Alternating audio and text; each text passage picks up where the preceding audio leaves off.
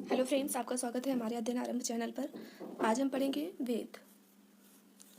वेद के 4 भाग हैं: ऋग्वेद, यजुर्वेद, सामवेद और अथर्ववेद। ऋग्वेद का रचनाकाल माना जाता है 1500 ईसा पूर्व से 1000 ईसा पूर्व। ऋग्वेद के पाठ्यकर्ता या पुरोहित होते हैं, उनको कहते हैं होत्र। ऋग्वेद में 10 मंडल हैं, 1028 सूक्त हैं और ऋचाएँ हैं 10,462।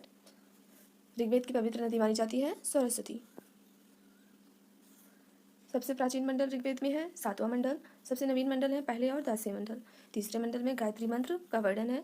9वें मंडल में सोम देवता का उल्लेख है, जबकि 10वें मंडल में आदि पुरुष ब्रह्मा से उत्पन्न चारों वर्णों के बारे में बताया गया है। इन वर्णों की उत्पत्ति ब्रह्मा के अंगों से मानी जाती है। मुख से ब्राह्मण की उत्पत्ति, भुजा से क्षत्रियों की, जंघा से वैश्य की और चरणों से शूद्र की।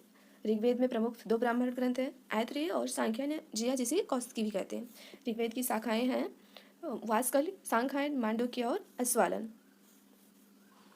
ऋग्वेद की प्रमुख विशेषताएं हैं, इसमें इंद्र के लिए 250 और अग्नि के लिए 200 ऋचाओं का वर्णन है। इसमें गाय को आधन्य मतलब कि न मारे जाने योग्य माना गया है। इसमें आर्यों के इतिहास, राजनीतिक प्रणाली और जीवन शैली का वर्णन है। यूनेस्को द्वारा ऋग्वेद को विश्व मानव धरोहर के साहित्य के रूप में सम्मिलित किया गया है। अब हम पढ़ेंगे वेद के दूसरे भाग यजुर्वेद के बारे में। यजुर्वेद को कर्मकांडीय वेद भी कहा जाता है। पाठ्यकर्ता या पुरोहित यजुर्वेद के हैं अर्धायु, जिनको अर्धायु कहते हैं। ब्राह्मण ग्रंथ 2 हैं, सतपथ और तैत्तिरीय। यजुर्वेद के 2 भाग हैं, कृष्ण यजुर्वेद और शुक्ल यजुर्वेद।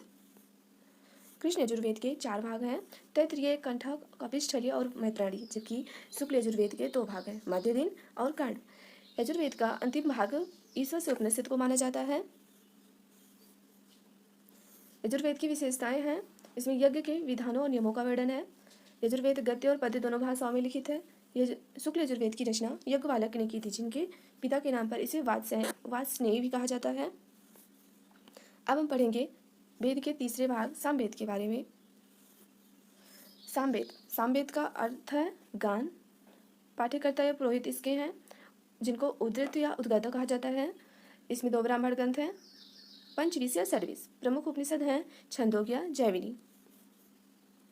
ऋग्वेद की विशेषताएं हैं, यज्ञ के अवसर पर गाए जाने वाले मंत्रों का संकलन इसमें है। भारतीय संगीत की उत्पत्ति सामवेद से मानी जाती है। इसमें मुख्यतः सूर्य की स्तुति के मंत्र हैं। इसे भारतीय संगीत का जनक कहा जाता है। अब हम अध्ययन करेंगे वेद के अंतिम भाग अथर्ववेद के बारे में। अथर्ववेद के रचनाकार अथर्व ऋषि या अंग ऋषि को माना जाता है। इसके पाठ्यकर्ता या पुरोहित को ब्रह्मा कहा जाता है। इसमें सूक्त हैं 731, ऋचाएँ हैं 6000 और इसमें केवल एक ही ब्राह्मण ग्रंथ है, जिसको कहा जाता है गोपथ।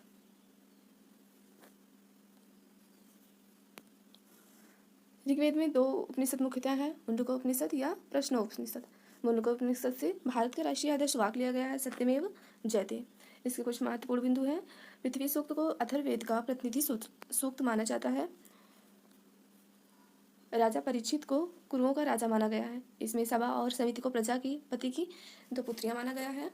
सामान्य पुरुष के विचारों व अंधविश्वासों का वर्णन है, जिसे वशीकरण, जादूटोना, रोग निवारण, गृह निर्माण, धर्म, तंत्रमंत्र आदि का वर्णन है। यह सबसे बाद में रचित वेद है। इनमें कन्याओं के जन्म की निंदा हुई है। उपनिषद वेदों का अंतिम भाग होते हैं, जिन्हें वेदांत भी कहा जाता है, और जबकि ब्राह्मण ग्रंथ वैदिक संहिताओं की व्याख्या होती है। इन्हीं ब्राह्मण ग्रंथों के अंतिम भाग को आरण्यक भी कहते हैं।